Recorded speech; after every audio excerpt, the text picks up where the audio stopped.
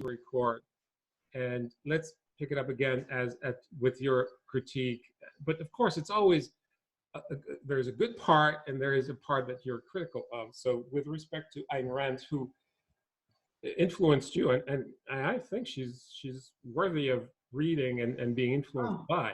So go my ahead, please, goodness. Lisa. I think she's brilliant. She's absolutely brilliant.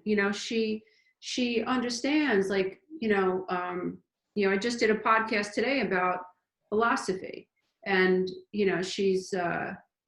she believes in philosophy, but I think her criticism is the way I hear it is everybody. I feel like she wants people to understand philosophy and study philosophy. What I say is we all have a philosophy, albeit unconscious and possibly dysfunctional, and most likely dysfunctional. We're operating our life through ideals. Whether we realize it or not, we have a certain set of ideals. We have codes. We have beliefs. I think when I could be wrong, but when I think about, I'm going to study philosophy, I'm studying, I want to know about life. I want to know about, I want to just jump into the wisdom of how and why and what if. I want to know all about it. But I also think that if we expand this idea that everybody's carrying around a philosophy, right? I have a philosophy. It could be quite dysfunctional, but I have a set of rules and norms that I'm carrying with me. And if I don't turn it over, and if I don't understand it, if I don't observe it, I won't know that there's a consciousness element, that I can actually put forth conscious effort. And maybe these ideals don't fit me. Maybe these ideals belong to someone else. So I think I think she's brilliant. Where I start to fall off a little bit is where it's absolutely all me. Correct. And I am the ultimate, and it's very egotistical. Right. And there's no space for beyond my intellect, I don't think, or beyond the norms and values that I derive. Correct. You're entirely right. What you said is perfect. I would not quibble. I would just say philosophy would have to be seen by a teacher of philosophy as not limited to a person, but it's an investigation of values, your values, which you packaged as your philosophy. My values would be different from yours inevitably, because I'm more of an intellectual, I'm more of a teacher. Well, no, you are a teacher. But there are interests that are different. So my values ultimately would end up to a sort of different package, different philosophy. Correct. So that's absolutely stuff that defines us individually. And the student I was interacting with in the earlier this morning, he wants to do business, and so I also interacted with him in that respect, because his values, his philosophy, his approach to life is different from mine, but compatible with mine. Because if he wants to produce an anthology with a reformed or better anthology than this very well established and anthology that has made lots of money for those people, we might as well work on it together. So our values, our philosophies would collaborate and enhance what ultimately is something that transcends us both, or all of us, which is a better future for humankind, or at least the people we can connect with. Mm-hmm. Yeah, I agree. Yeah, so I think the struggle is, how can we, because I've met plenty of intellectuals that don't, it doesn't sound like Ayn Rand believes in anything she can't taste, touch, or feel, or reason. And it's difficult for her to imagine that there is something beyond herself. Correct. Very difficult, because she can't taste it, touch it, feel it. It doesn't exist. Right. So then that means, I think, that she needs to exclude people, right? She's incompatible with. She can accept, but she might be incompatible with someone who thinks differently. She might even consider them silly. Correct. Although brilliant, silly, because you're saying, you're asking me to believe in something that I cannot taste, feel, or touch. But interesting, she talks about emotions. But she talks about emotions, I believe, being the product of an experience that she can taste and touch. Can you really taste and touch an experience? There's an effect of an experience, and you can't touch that. It's created an That is invisible correct. experience. Let me just say in passing, you're right. I think the way you define and express her views through as emotions coming out of experiences is correct. What I want to throw in the fact that I've discussed her case with Dr. Madden, who's a friend of mine. Actually, I think we should do at some point a podcast with him, and I'll send you his book, which I think is a great book. It just came out, and he's a medical doctor and a neurologist. And I've told him about you, and he's paid attention to you, but he's overwhelmed with the work he's doing as a neurologist in Florida. So we've discussed the issue of Ayn Rand, and he has told me, and I agree with that she, as a child, was strongly traumatized by events within the Jewish community in Russia and by the Bolshevik Revolution. Wow. And that was so traumatic that her mother realized that she had to get the hell out of Russia in the midst of the revolution, because otherwise she was going to be killed. The kid, she had a different name at the time. So the mother, I don't know if you're aware of that, the mother sold all of her jewelry to enable her daughter to take, buy a passage on a boat, on a steamship to America. And she made it, and of course she became very famous, and so on and so forth. But the parents, including the mother, the rest of the family was stuck in Russia, and they were all killed. Wow. And therefore, the trauma of that has, according to Dr. Madden, has caused her to essentially fall into a sort of self-centered justification of why it was good for her to do all of those things, and for her parents, basically her mother in particular, to do all those things for her. So there's this form of autism. She's pretty high on the spectrum of autism. This is the end result of the discussion I'm pretty sure I had with Dr. Madden. I just want to throw that in because that would explain something, don't you think? Yeah, yeah, I think so, because there's, I definitely want to go back and study her more, because her work through Nathaniel Branden really, really influenced me. I became interested in her because I fell in love with the work of Nathaniel Branden, Honoring the Self. It was just instrumental in me, like learning to observe myself, to become a detective of my own mind, to turn things over, right? And to investigate and become the observer. It really was very, very helpful. And he would mention her, and I thought, who is this person?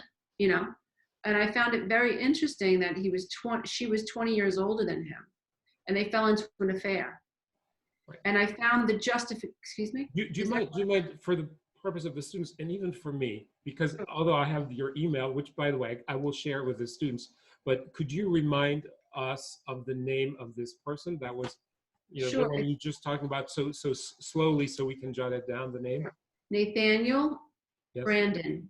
Let me see if I might have his book right here. I believe I might. Let's see. I thought I had my book with me. I usually carry a copy with me. Oh, here it is. Nathaniel Branden, Honoring the Self. Honoring the Self. Okay, so I will order this book, and I will read it before I write the preface for your book. That'd be great. I mean, I write in all my books. It's so old, it's all yellow, but yeah. And I became interested in her through him, because he would mention, he's the author of The 6 Pillars of Self-Esteem. Right. And if my memory serves me correctly, it was a long time when I read this book. But I believe they fell into an affair. Is that correct? Do you know that? Yes, yes, I do. Yes. And what really, really fascinated me was the justification and the rationalization. Yes. And, I was just like, wow, people are people, people are human. And it doesn't really matter how smart you are or how smart you think you are. Emotions are very strong. And the brain is designed to create a certain cohesive narrative. Correct. So if I have strong emotions and I want to do this thing, that knocks my prefrontal lobe offline. So I might have a wonderful moral code and moral ethic when I'm not very emotional. But when Correct. I'm highly emotional and I'm feeling sexual, that's a different process, And if I'm not highly, highly, highly, highly aware and stay, as Ayn Rand would say, stay conscious, basically, Mm-hmm. my mind is going to go right through backwards rationalization because that's what it's designed to do. Mm-hmm. If Mm-hmm. I want a thing, then my brain is designed to say, okay, Lisa, this is why you should have that thing. So I found it very interesting that she being 20 years older and married, Mm-hmm. and Nathaniel Branden coming into her little circle of intellectuals, and how she was able to make that okay. Right. Not that I'm judging her. What I'm Right. saying is Oh, yeah, yeah. I was curious about the way her mind worked in a highly emotional situation. And so I could see how she might be high on the spectrum, and having, maybe not even being able to have perhaps empathy for his fiance or for her husband, and Right. purely staying in the intellectual realm. Like, why shouldn't we're adults, why shouldn't he and I be able to explore this? Right. Right. Oh, well, this is, this is very common, or fairly common, I think, within intellectual circles, and why not even outside? I mean, I think, Absolutely. yeah, yeah, Yeah, so I can see that. Yeah, I'm very intrigued by her. Um, and I think it's important that, when everybody be objective. So when you're right, reading someone, listening to someone, you ask yourself, does that resonate with me? Because I can appreciate her work very much, very, very much. But there is a point where I go, I don't know. right, right. No, I agree. I feel the same way for many, many things. That I go along up until a point, and then Right. I find that either it's not worded in a way that satisfies me, or I need to add something, which basically amounts to the same thing. Yeah, yeah. I think it's a beautiful thing. The idea of being able to create, to essentially accept a number of philosophies, Correct. none of which are absolutely right or need to be right or need to be wrong. Just accept Right. and blend a number of philosophies. To me, we're part of this system. In other words, we're part of Earth. We cannot set a tree breathes out oxygen. I breathe oxygen in. I breathe out carbon dioxide. A leaf breathes in carbon dioxide. I am intrinsically enmeshed with my environment. Correct. The tree is me and I am the tree, right? Right. And Right. so that's why I believe Yeah. that's where I start to fall off with Ayn Rand, because she's not taking into consideration how we are a part of Right. everything. Right. So We are what's missing? organic. Yeah, what's missing in her? I mean, I'm trying to come up with a term that what's missing is the term synergy. There is a synergy in nature such that they work together. Synergon means they work together. And that is kind of missing from her account of nature because it's overloaded with evolution. I'm not denying evolution. I mean, that is also maybe a form of synergy. But it seems to me that synergy gives a cosmic reality to the world per se. I agree. And I just will add this because I've talked to the students a lot. Uh, we can embrace the content we should study and embrace and absorb, and be enriched by the content of these philosophers, but we also have to look at the context of Yes. certain things, because without the context, we don't really understand. We cannot begin to really feel. And again, it's feelings, by the way, which Yep. you recall yesterday we ended up talking about the imagination, and you kind of added, oh, feelings, don't forget that. And I personally believe that unless you feel for these events or the people within those events, those circumstances, unless you start feeling and you start going through what they thought and what they felt, you will never understand even yourself. Mm-hmm. That's true. That's true. You know, and that's why I said to you the first time we met, the philosophers study other philosophers instead of studying themselves. Study. I still have the quote in my desk upstairs. I kept what you wrote. Yeah, I think that's, I mean, that's what I see. I think that, you know, I've come up with my ideas because, first of all, I didn't have the time to study other people, quite frankly. I had 3 kids, I had 3 jobs, I was going through a horrible divorce. I was focused on figuring myself out. So I dedicated myself to figuring myself out. And I think in figuring yourself out, meaning, and what I was saying earlier was, I think we all have, everybody, you're born, you're downloaded, you're brainwashed, you're programmed. You have a certain set of ideals, even though you're not conscious of them. Right. And so we were talked with Kathy, if my mother came and she had a child early, I have a child early, or if my mother feels, you know, abandoned in childhood, she's resentful, she abandons me in childhood, now I'm resenting her. It's this karmic wheel. Everything's unconscious. Right. But mom, although she's unconscious, is living her life through a certain set of ideals. They're dysfunctional, but that is her unconscious philosophy. She has Kathy's mom has a philosophy about life, and Kathy doesn't fit into that philosophy, right? Yeah. So now, if Kathy doesn't awaken to her mother's philosophy, objectify, look under the hood, like, what's up with that? Yeah. What's her philosophy for me? What's her schema? Like, what are her beliefs? That's the mom's unconscious philosophy, right? Yeah. So now Kathy's job, as we move forward in the generations, is to awaken and to first identify, you know, what's going on here? How did I get here? Why do I feel this way? How did she get that way? Why is she that way? And in all of this, she's breaking away from her mother's unconscious philosophy. And in that experience is an opportunity for Kathy and everyone to create their own conscious, ever evolving philosophy.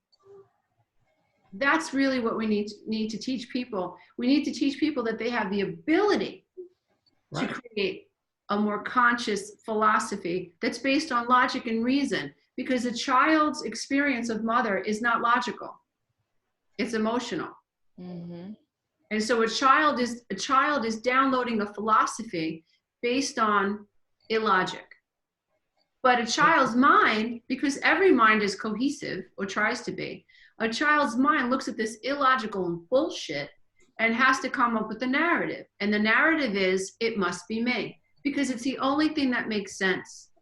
So now this child has an unconscious philosophy that has them believing, I am ill, there's something wrong with me. And that is their unconscious philosophy of self. And in philosophy and in the study of life and in the study of why am I here and the love of wisdom is the opportunity to give birth to a higher consciousness. Even that's not enough, because that's the beginning of, well, what is my philosophy? What is my philosophy? Separate from my mother. What is my conscious philosophy for me, based on ideals that fit me, where I am in the world and what I want to experience, in spite of my mother's stuff, my mother's philosophy. And I think that's, you know, we have a great opportunity, you know, and I do think that young people, I'm going to study philosophy. You have a philosophy, you just don't know what your philosophy is. And you may not be aware of the philosophy by which you are running your life. And that's a shame, because that means you're regurgitating someone else's philosophy who is asleep. So it's a wonderful thing to be curious and to be, what makes me me? Why do I do the things I do? Why does my mother say what she says? You know, where do I want to go? And that is all the deliciousness of a birthing of consciousness, an opportunity for someone to say, who am I, minus who I have been taught that I am, because my mom and my dad taught me that I am this person, or that I should be this person. And in me and my unconsciousness, I am trying to be that person that I am not. So I think that it's really important that people understand everybody has a philosophy. It might be unconscious, it might be dysfunctional, it might be your mother's philosophy, your grandmother's philosophy, but everybody runs their life based on some set of ideals, norms, and philosophy about who they are. Doesn't mean it's conscious, and it doesn't mean it's functional. I agree. I think you are pushing the term philosophy a little bit too much in my assessment, but I don't deny that, the last 10 seconds of what you said is entirely correct. There are ideals, there are values, and this adds up to a philosophy, because in the end, there is a sort of element of personal, idiosyncratic, highly personal something in whatever any person who became a well-known philosopher produced. So why cannot we extrapolate that to all individuals, which is what you're doing? What I'm trying to do really is, I'm always trying to get someone to think. Yeah. Right. So when I say to someone, you have a certain philosophy about life. Right. And you have an opportunity to have a conscious philosophy about life. Right. To be really curious about who you are. Right. And how you came to be and why you are this way. You have a real opportunity to become anything you want. So I'm trying to get people curious about the study of life. Study of life. Yes, study of life. And that's the humanities in general. So everyone has a stake in understanding life more than just, one's own little concerns about dinner tonight, and, because it's broad, it's very broad, and we fit in it somehow. For us to be happy, we have to fit within a very broad understanding of life, and therefore philosophy of life. Yeah. For us to be happy, you better understand yourself. You better understand how you came to be, why you are the way you are, what affected you, why you have the thinking process you have, why you do what you do. You better understand it if you want to be happy, right? Because in the opportunity of understanding my life and how I came to be and who created me, that's where my opportunity is to be happy. Because now I can say, I don't like that, and I like that. Right. More of that, please. No, I don't agree with that. I'm going to walk this path. This feels right for me, right? So if you want to be happy, first you have to feel happy in your own skin. Things have to feel cohesive. You can't thrash against what you feel. You have to make peace with what has been and with what is. You have to learn how to process your emotions from a higher state of awareness. Otherwise, what will happen is you'll try to deny them, push them around, or you'll be neurotic, obsessive, codependent, attract narcissistic abuse, stay small, chase money instead of, just being, right? Thinking that the answer to my happiness has to be outside of me. No, it's not. It's all inside of you. And it shouldn't be defined by what you do or how much you make or what you look like. It has to be. That's the other thing with Rand. She's happy because she succeeds. Correct. Don't like that. Right. That message is, just keep doing and and if you can look at your success, that means you're a success. We part ways. Where is the being? So if I'm a quadriplegic and I cannot do a lot of things I used to do, does that mean I lack value or I am not successful? I don't think so.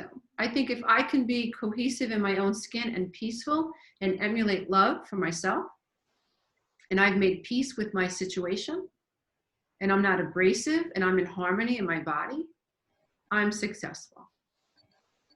I'm not making your life miserable because this happened to me. I'm successful. Mm-hmm. That's my definition of success. It has nothing to do with this egoic matrix. Right. Nothing.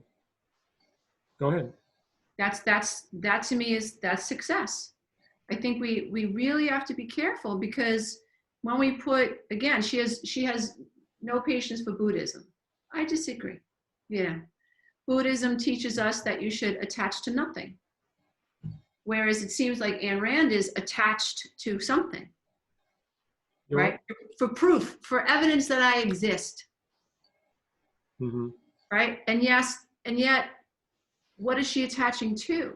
You know what I'm saying? Like, she's attaching to this thing, this idea that says she's enough, but to me, it's just, it means nothing at the end of the day. Yeah, she's enough unless, in as much as she achieves these material things and this hero cult. I mean, there's a cult of the hero in her, and yeah, I mean, you're right. You're right. I completely agree with you very much on this one.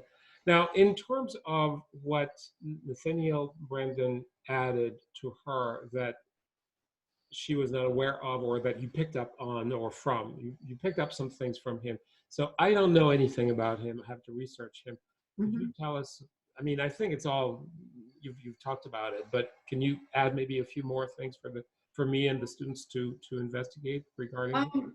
He's a self-esteem and personal transformation guru, but he is a psychotherapist, psychologist.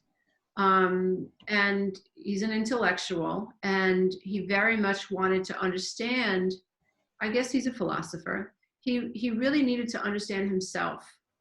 And he wanted to understand why people do what they do, right? And so what he helped me understand was, he helped me move away from value judgments. In other words, like, through his work, I began to understand it could be no other way. If I'm raised by, I think I shared in an email, if I'm raised by a father who grew up in horrible conditions, who only knew how to steal to make it in life, and he teaches me how to steal, and I end up in juvenile detention at 16 years old, am I a thief? Am I the thief? No, I was programmed and taught. The philosophy by which I run life is that it's harsh out there.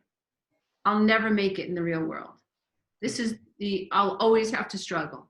And so I've adopted these ideals, and not mine, but I didn't know I had a choice. Where's the free will in that? So Nathaniel Brandon really helped me see myself and helped me stop judging myself, because I had tremendous guilt and shame. And he helped me basically conclude that if you come from this type of an environment where you felt unseen, where you felt invisible, where your mother was a rageaholic, your father was an alcoholic, it was a sterile environment. No one talked to you. There were nobody ever talked about emotions. There was no connection in your home. You felt, and this taught you, and then I expanded on the work of Erik Erikson and learned about the psychosocial levels of emotional development. And then I learned about Freud, the id, the ego, superego, and certainly Carl Jung, which talks about if you don't make what's unconscious conscious, it's going to dictate your life, and you're going to call it fate. And so all of this blended together, Ayn Rand, and you have to be responsible, you have to use logic and reason. Absolutely. Absolutely. And then just me understanding I had a great desire to understand the cosmos and how I fit in it. And when I began to understand the quantum world, that at my core, I am a photon. If you were able to chop me up into my quarks, if you were able to chop me up into my smallest unit, I'm light. Literally, I'm light, and so are you. It just so happens that on planet Earth, there's gravity, and we're subject to the laws that govern this universe. And through basically this centrifuge, this evolution is, these circular movements, we end up spinning together matter and matter and matter and matter and matter and matter over billions of years. And poof, here we are. But I wanted to understand how I fit into that. But Nathaniel Brandon's work allowed me to understand that it could be no other way. If you're the product of a violent home, you're going to turn out a particular way. And that's not your fault. And there are going to be consequences, and that's not your fault. Okay, you're going to be the product of your environment up until the time when miraculously or somehow by luck, you turn around, or you encounter a wise person, or you do this work on yourself, right? I mean, I at think some I point, think we're always a product of our environment, but there's a point where we're either unconscious of that or more conscious of it. okay. But then becoming more conscious of it enables us to pull Yes. away from the resentment, what you said, feeling internally the rageaholic mom that you had. And instead of this affecting you fundamentally, it's something that you can see and you still feel, but it's pushing, you're kind of able to no longer be determined by it. Is that correct?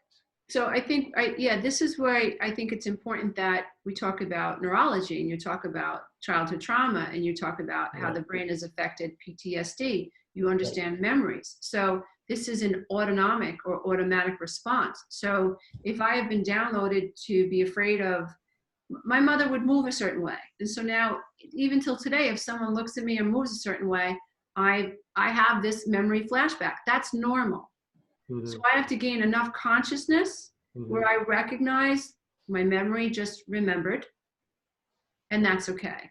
See, if I keep climbing, climbing, and climbing, and climbing, and climbing, and building upon my consciousness and my logic and reason, right? And I understand the why, I understand how, and I accept it. I accept. I'm always going to, I understand there's going to be this process by which I'm going to be triggered. That's a very real, very natural thing. And it's helped secure survival. You know, when you are a Neanderthal, let's say, and there's a saber-toothed tiger in the jungle, and you hear this tiger step on a stick, you remember what that sounds like. The Hmm. next time you hear that, you're not thinking, your brain boom makes you're running, Flight and fight. Yes. Yeah. flight or fight. So it's a necessity, it's an essential part of our evolution. But we have to step out of that and say, I appreciate that because I grew up in this type of a situation, my brain, maybe 500 years from now, our brain will evolve past it. I don't know. But right now, the memory, the body's response to the memory, the visceral information that floods the brainstem when I'm triggered is real. And if I'm not careful about that, if I'm not above my emotions, right? If I'm not above my mental body, if you will, then I will react. I'm going to react. So therefore, I'm always going to be my mother's child, but I don't have to be my mother's child. Hmm. I can be myself in spite of, and be and integrate. Like, it's okay that there's this wounded inner child within me, because there's this higher experience. There's this more evolved consciousness that understands what happened. And in this space, I get to make choices. You are so close to rephrasing in a modern way the philosophy of the Stoics. You're very, I very have to research them because I've never done it. well. I mean, I told you when I first met you, the first day I met you in Jackson Heights, I said to you, Yep. the way in which you speak about not allowing anger to hit you and then respond to it, just know it's coming, and just as you catch the emotion uh, uh, bubbling in you, just pull back, let it, realize what was happening and let it flow past you, and breathe. Okay, breathe. Allow yourself to breathe. Allow your body to take over. Become aware of your body as opposed to the emotion. You understand the emotion is there, but take hold of your body. And that to me is exactly what the Stoics talked the most about, which is called ataraxia, or ataraxy in English, but it's really the Greek word is ataraxia, which is self-composure, seeing it happening, and allowing this thing to not affect you. Because if you respond in kind, you are not the self. You are part of a ball game that you cannot control. I think that's great if you're a Tibetan monk. If I'm a Tibetan monk, I'm not doing laundry. I'm not picking kids up from school. I don't have 6 screaming kids in my minivan. I don't have a mortgage to pay. I don't have a narcissistic boyfriend. But when I'm angry, I need more than just let it hit me and let it go. What I need is, what am I going to do about it? Right? So I agree with everything you're saying. But what I like to do is I like to teach people exactly what you're saying, but I also want to teach them a mental tool. Because it's not, because you know what? If I live with a narcissistic husband, right? Or my child is a little narcissist or whatever, my mother's screaming at me and I'm angry, that's a natural, normal response because I'm being disrespected. And so I have to accept the anger. Absolutely. Here it comes. I feel it from a higher state of awareness. My mental body is acknowledging my emotional body. Right? So the process I teach everybody in my class is the 1, 2, 3 process. Accept how you feel. Identify how you know. How do you know you're angry? How do you feel when you're angry? How does your body speak to you when you're angry? You have to know. You can't just say, oh, I'm angry. Well, I want to know how you know you're angry. I know I'm angry because the top of my head feels like it's going to pop off. I feel rage, this feeling of rage in my chest, like, how dare you? My chest starts to clamp down. My fists clench. I have this autonomic, which is very natural, my body's just doing it, response to anger. Right. But if I don't go higher, I'm in trouble. And so what I do is I stay in my mental body. I accept how I feel it coming. I identify, how do I know my body is feeling this? My chest, my ears, my head. Okay, my breathing's changed. My heart's skipping a little bit of a beat. Okay, got it. Third step, decide, logic and reason. Decide what you're going to do about how you feel, because emotions aren't always logical. Right. So we introduce logic and reason. So the third step is decide what you're going to do. Now, before you make that decision, you need a mental process.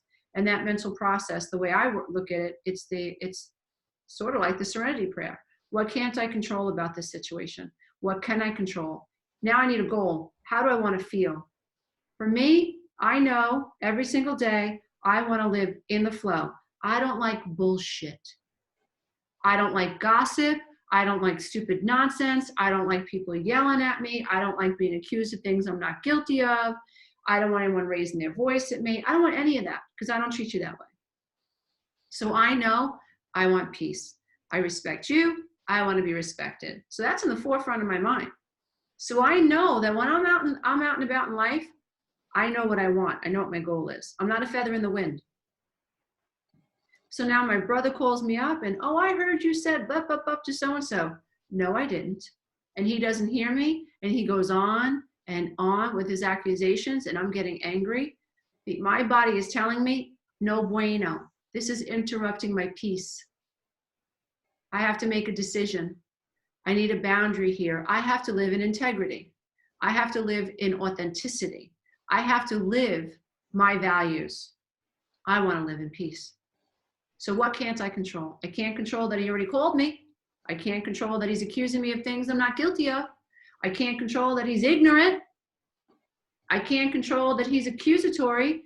I can't control any of this. I can't control that I'm already on the phone. I'm already pissed off. It's already done. What can I control? I can control how long I stay on this phone. Correct. I can control whether or not I scream at him or just say, I gotta go. I'm sorry you feel this way, but I gotta go. And I can click, right? Why? And then what am I gonna choose? Am I gonna choose to yell at him or am I gonna choose to let go? I'm gonna choose to let go because I know to walk in integrity, I need to choose peace. So that is me honoring the anger, seeing it, honoring it, validating it, and then using logic and reason because I know what my goal is to wash it through me. And now it doesn't bother me. I can let it go because I'm in control over it now. He's not in control of me. That's right. Because I have a mental process and I know what my goal is and I know what my values are. I have hardly any more problems with people. I don't think I don't have problems with people at all anymore. Honestly, I do not. I do not. I know who I am. I know what I want. I know what I can control and what I can't control, what I have a right to control. I still respect my brother, even though he's disrespectful to me. I respect that that's how you feel. I don't agree with you. But this is your brain and this is your life experience. This is your perception. These are your eyes. That's your brain. These are your projections. You're entitled to them. Let I'm me ask not gonna you, fight that. is he the brother you defended when he was, Yep, he's the one? yep, Yeah. yep, yep, yep.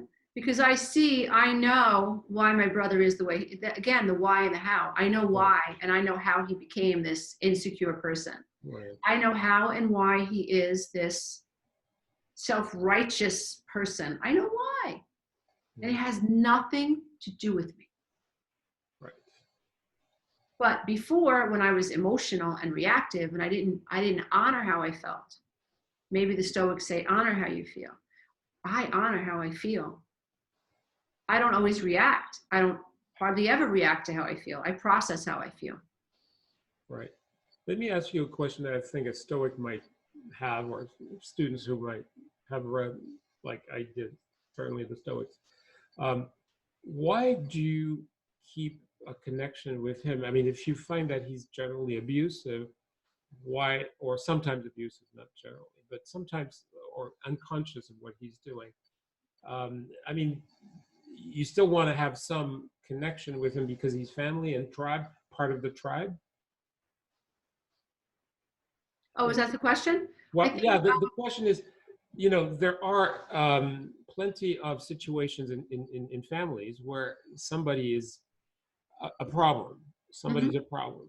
I mean, I can certainly imagine, you know, envision in my family some individuals who caused problems, and you know, I would rather stay away from them. But at the same time, sometimes I guess I go back to them and say, you know, let's get together, you know, have a sort of family good time. And so I'm sort of weighing, you know, what is it that in your mind as you assess the connection with your brother, what is it that makes you still take a phone call from him, like in 2 weeks or in a month or whatever? I think that I'm at a point with my brother, and I don't mean to sound like all, oh, look at me, but I think I've reached a point where with my brother that I believe that I love him unconditionally. And what I mean by that is that I know why he is the way he is. I expect nothing different. Hmm. What's different now is that when my brother used to start with me, I used to take the bait. So Hmm. it was like he had a paddle Yeah. and he would say something to me negative and I would take the paddle and I'd try to hit him with the paddle. And then he'd take the paddle, he'd take a swing at me. I don't pick up the paddle anymore. So to me, the relationship is not abusive. So Right. even if he calls me and I can hear that he's a little upset, I'm not taking it on. So it's not abusive. So to me, abuse is I'm standing there and I'm letting you hit me and I'm taking it Yeah. on. Gotcha. It's like a puppy, right? Like a poor puppy is defenseless. Right. You Right. hurt a puppy. Right. When you have this shield and you know who you are and you're not taking the bait, he can't abuse you. He can wah wah, but Yeah. No, I understand. But I'm trying to see how we phrase it in general. So there are natural connections like sister brother. You know, you have a past in common. You have the same parents and so on and so forth. You know, there are parts of your narrative that somehow, you know, mesh with his. Um, and but also, you know, you've circumscribed the problems he's had with you, triggering you, and you will not allow this to happen. But so because of the work you have done on yourself and your ability to control all of that, then you will say, oh well, he's still my brother, and therefore I love him unconditionally. This is where I think it's important to actually talk about this, because there's the tendency, at least in the Stoics, to say, well, you know, f f the rest of the world. hmm I think that it's just all the work that I've done on myself. I can't I can't look at my brother and not know why he is the way he is, and Mm-hmm. not have empathy and understand that he's a tortured soul. Right. That's it. He's a tortured soul, That's and it. I feel like I have a key. Right. And when he's ready, and he just had a huge, he got COVID-19. He got sick, 8 or 9 days. He was very, very sick. He almost went into the hospital. but the last day his fever broke, but he was delusional with the fever. It was very, very bad. And he had a huge fight with his son, the day after he started to feel better, huge fight with his wife. And he didn't know, felt like he was losing his mind. And who does he call? Moi, the next day. And it was a breakthrough moment, where I just didn't try to fix him. I just listened. And so I see myself as someone who has a key. I'm no longer enmeshed.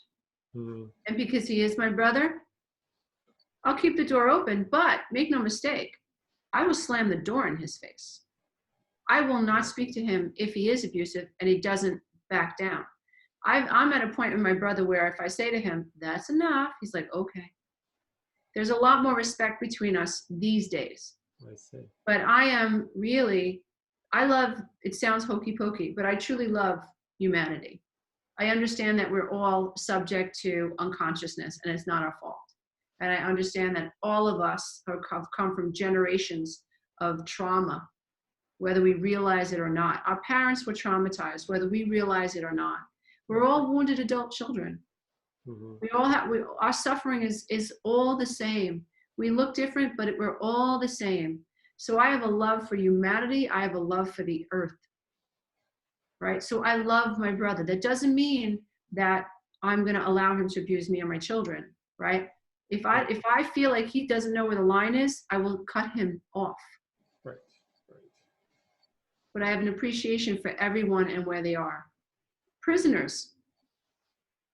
Most prisoners, they just did a project with prisoners where they did the circle, where they asked the prisoners, if you were hit or punched as a child, please step towards the middle of the circle. Every prisoner steps forward. If you came from a home where there was poverty, step towards the circle. Every prisoner steps towards the circle, right?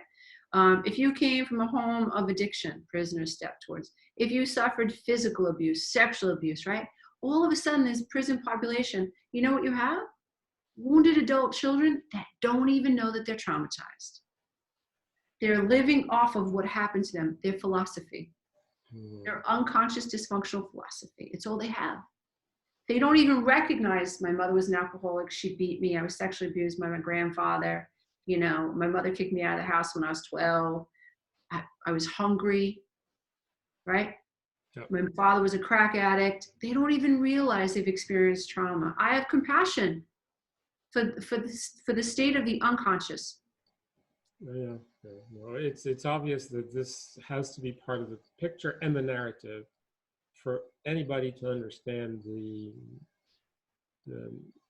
suffering of people, and not their fault. It's very true. Well, we're getting close to a full hour. I was wondering if anybody would want to ask questions, whether by opening up your mic or by writing it, and then I'll read it. And I will not mention your name unless you sign your name in the box. So I was wondering, or it's up to you. If you want to open up the mic, then by all means do so. I just want to say something about suffering. I think Sure. that somehow or some way or often when we identify our suffering, and there's a delicate, it's a slippery slope, because when I identify that I've experienced suffering and it's because of something outside of me, you can get stuck in ego. Yes. You can want to persecute. Yes. And that's why I think it's really, really important that people understand that the nature of man is unconsciousness. Consciousness is not automatic. It's something that you have to claw for because your brain is designed for autopilot. Right.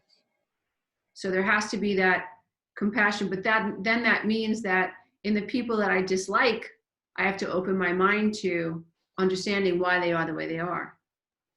And then that I'm confronted with my own ego and my need to feel supreme to someone else who is unlike me. Mm-hmm. So we end up challenging ego. To live this way, you have to release ego, because ego doesn't want to be released.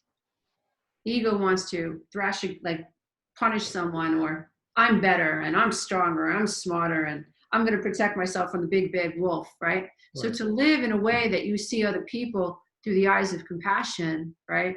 You've wrestled your ego and you've won. You know, you said, I don't want to live that way anymore, in resistance to. So I think someone just wrote something. Yeah, let me read it. I just wanted to say that when you were talking about accepting your anger, I feel like that helped me open my eyes better because I have a bit of anger issues sometimes. Well, anger issues the result of someone violating your boundaries and treating you as if you're not relevant. So anger is valid. It means it helps you understand the self. Without anger, you don't know who you are. I have no I.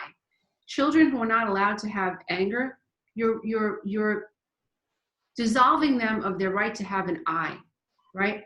So if a child gets angry, the right thing to do is say, okay, tell me about why you're angry. Now the child says, I am angry and this is why. And this helps develop a healthy ego, where a healthy ego that has autonomy and is separate from her husband's ego or her daughter's ego, right? And is accepting of the egos of other people. So accepting your anger is very important. And when people tell me as a life coach, I have anger issues, I go, who violated your boundaries? Who taught you weren't allowed to have anger? Who taught you? Who was angry? Who was allowed to be angry in your house when you weren't? Right? And all of a sudden people's eyes are like, oh my God, oh my God, oh my God. You know, anger issues, they're an effect. They're not the cause. They're the end result. Yes. So accepting your anger, understanding the how and the why that I am angry will release you. Just accept it. Don't kick the dog, right? Don't curse out the neighbor. Be responsible with your anger. Love your anger. Love it. Embrace it. Anger, I see you. I feel you, right? And then use logic and reason to process it. If someone's aggravating you that you don't need to talk to, don't talk to them.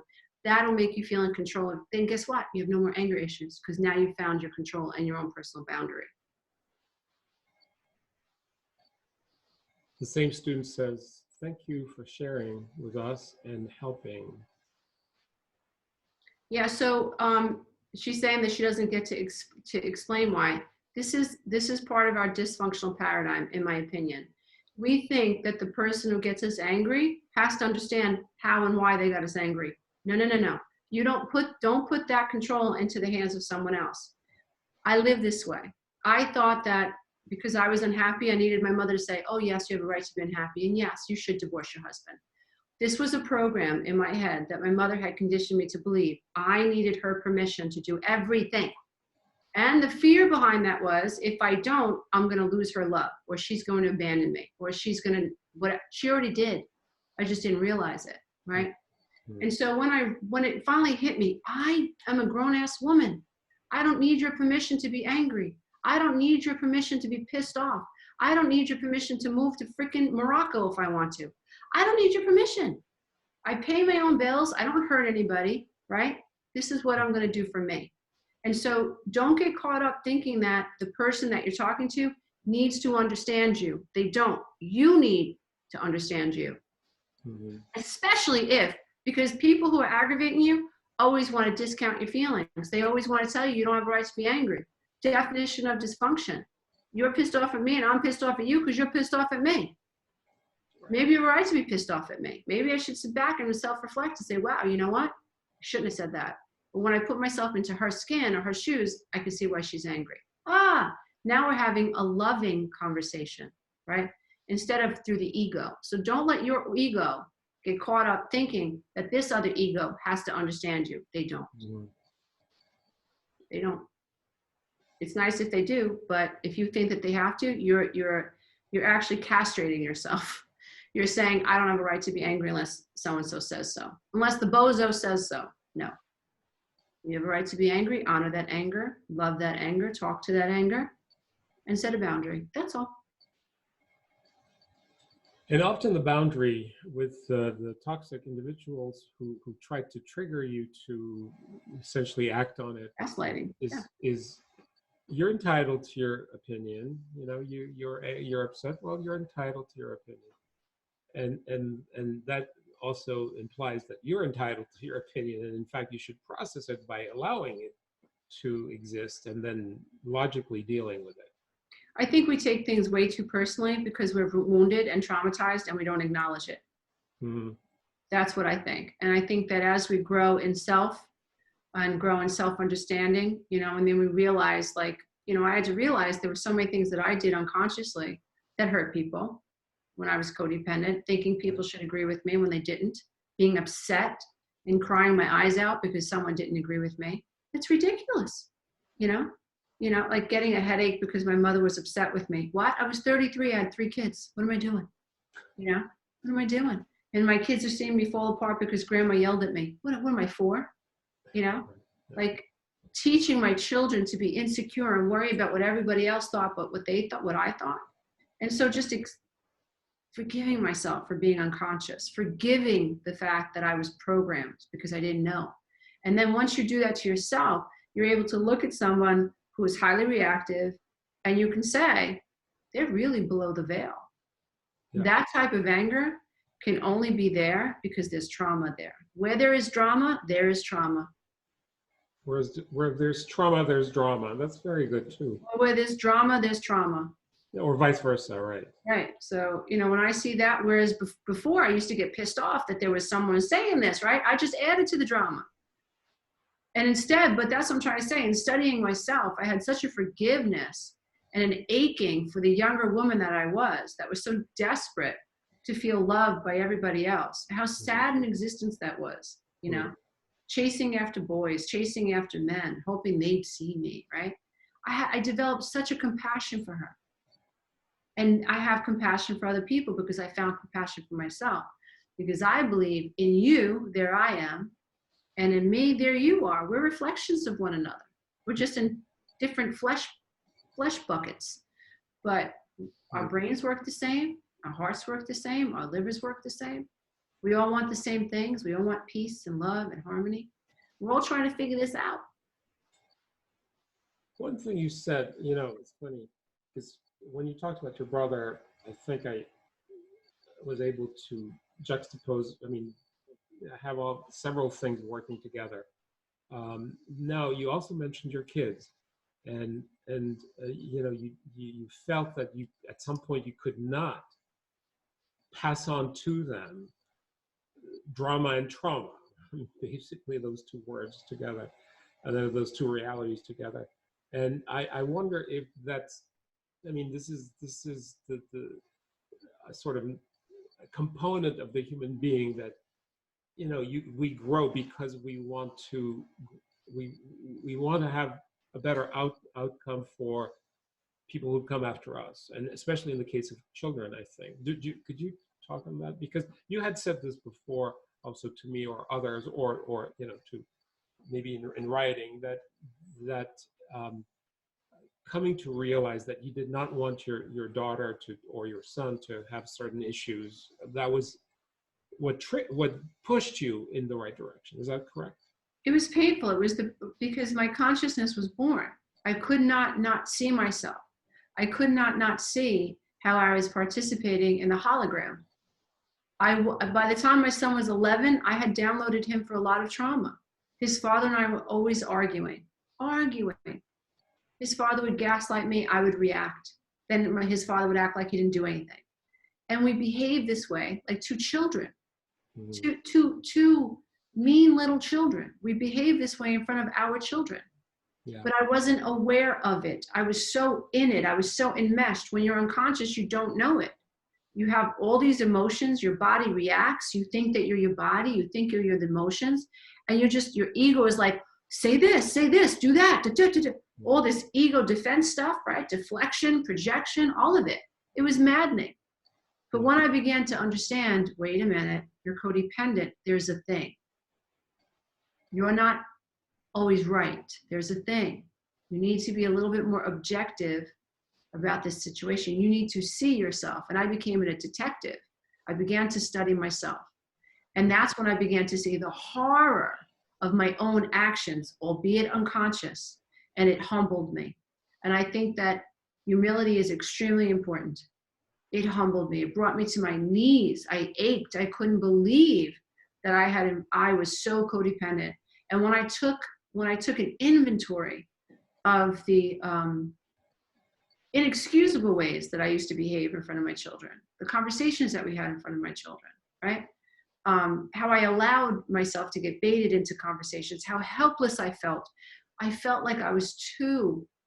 Mm. I was so reliant upon him. You know, he took care of the money. He controlled everything. I was surrounded by his family. I didn't feel like Lisa Romano, breakthrough life coach. Let me tell you that. Mm-hmm. I did not. And they witnessed that. They witnessed a powerless, helpless mother for many years react to situations that she felt powerless to. And when I saw that, I was devastated. And I thought, what have I done? Yeah. I understood the how I got there. I understood the why I got there. And now I want to know what I had to do to get the fuck out of there. Yeah. Mm-hmm. Because I knew my mother, when I peeled back and I looked at my mother, my grandmother, my mother, myself, my sister, my brother, we were all doing the same thing. It was literally a program. It was literally a hologram, right? Like nature. It just, an apple tree, an apple seed becomes an apple tree. Dysfunction becomes dysfunction. Madness becomes madness. It could be no other way. Karma. The bad stuff generates more bad stuff. And good stuff generates good stuff. That's right. That's karma. It's always karma. Cause and effect. So, but when I saw it, you know, it was the day my ex-husband came home from therapy because the therapist said to me, our marital therapist said, I'd like to have a few sessions with him alone. And I said, fine. And he walked through the door indignant and he said, guess what she said? I said, what? She said, I don't have to change.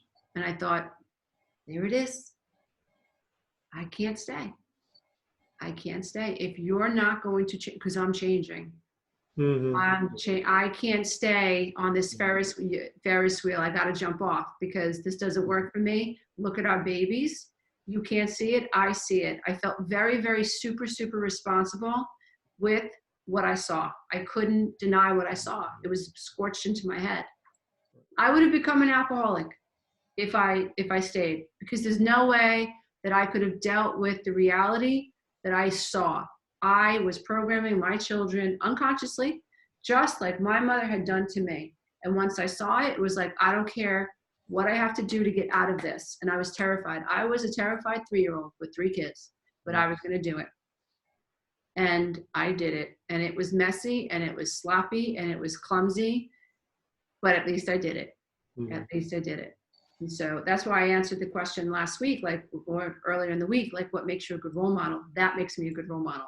Because when I saw it, I didn't turn away from it. I ran towards it. So, you know, with no weapons and no shield, just gotta go. And my family abandoned me just like I always thought they would. Yeah, they abandoned me. They told everybody I was having a nervous breakdown. I was crazy. I was selfish. I always only thought about myself. She's got a hormonal issue. He's such a nice guy. She has everything. There's something wrong with her. She's always been this way. My brother, my sister, my father, my mother. And that's when I said, I understand why you are this way. I understand how you all became this way. And I all know you're drinking the Kool-Aid, but I gotta go. I love them anyway, but I gotta go. Well, Lisa, it has been just amazing. Thank you very much. I just want to ask if anybody has questions to ask. If they do, please go ahead and ask them now, because we have a few minutes, but then in no more than 5 minutes I have to go because I have to get ready for another class. So please ask questions now. So if they do have questions that come after they listen to this one tape or the other one, which would be helpful too, maybe, because you know it overlaps and then there's more stuff given this time, then maybe they can ask me the questions. I'll relay them to you. That's fine. And then we'll pick it up from there. Yeah, that's fine. Sounds great. Thank you so much for inviting me. Well, thank you. It's been really amazing. You know, very helpful. I can see why. You know, I really think you add a dimension of relatability to a lot of ideas that otherwise sort of float around and cannot kind of gel. You make them gel. I really think, karma, Aristotle to a large degree, the Stoics, and even Kant, really, it all folds together. You manage to make all these fundamental ideas um, um, sort of gel. One question, could you give more time for the homework? Oh, yes, I will do that, but you talk to me about it. That's awesome. Okay. So thank you again, Lisa, very Thank much. you so Appreciate much. it. Thanks. And Just we'll be in love touch. yourself. You're not your emotions. You're not your feelings. I will say this. You are the space between your thoughts. Think about that. You are the space between your thoughts. You are the observer of every experience. You are not the experience. Don't get caught up. Your ego wants to believe you're the experience. You're not. You're the observer of the experience. So people are saying Lisa has been a great guest. I love her. Yes, she is very inspirational. Yes, thank you, Lisa. So Namaste. Thank you so much. thank you very Love much. yourselves. All right, Dr. Gentry, I'll see you too. See you soon. Bye-bye. Okay, bye. Bye. Bye, everybody. Bye.